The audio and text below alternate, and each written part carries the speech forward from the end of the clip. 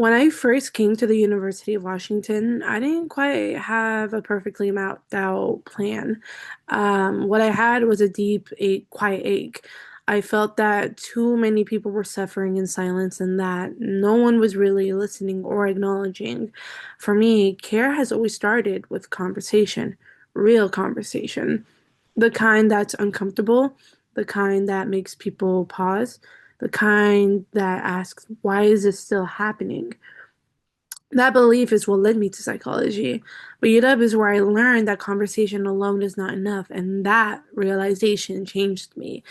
In the classroom, we studied trauma, psychosis, and mental health disparities.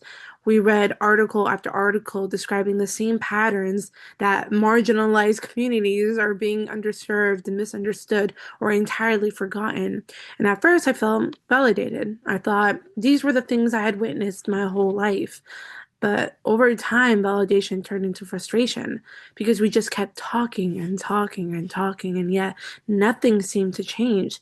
I started to notice something painful, and for many students, these conversations were intellectual. For me, they were personal. Mental health wasn't just a topic I studied, it was something I had watched communities I love struggle with in silence. In many of my classes, I began to realize that religion and spirituality weren't part of how mental health care was discussed. No, not because anyone said they were unimportant, but because they were absent altogether. And for someone whose identity and healing are so deeply tied to faith, that absence stayed with me. Outside the classroom, some of my most meaningful learning happened through conversations with my peers, especially those from marginalized communities. These weren't academic debates. No, they were moments of honesty. We talked about how exhausting it is to keep explaining ourselves, how painful it is to hear our realities framed as new discoveries, and how draining it is to keep being asked to educate systems that refuse to change. Those conversations broke something open in me. I began thinking about communities like my own, Algerian, Arab, Muslim, communities where mental health is still deeply stigmatized. It's often seen as a physical issue, a spiritual failing, or something shameful. People struggle with trauma, psychosis, and schizophrenia, and they're being labeled as crazy instead of being seen as vulnerable people that are deserving of care and love. Silence just becomes the safer option.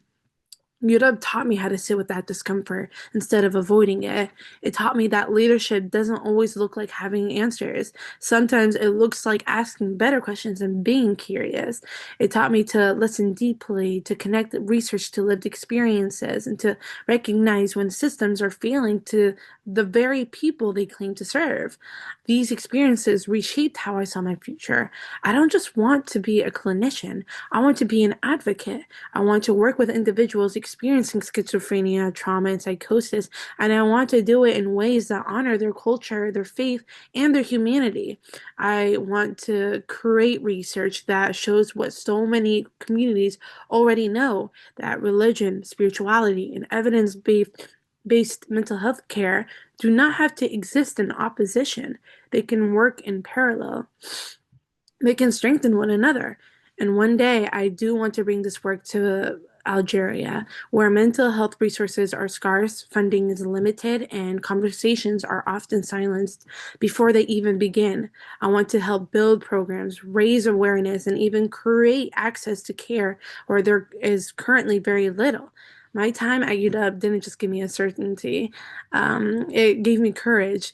Courage to challenge narratives, courage to demand action, not just discussion, and courage to believe that care can be different and even better. And that is how UW changed me. And this is a work I will carry forward. Thank you.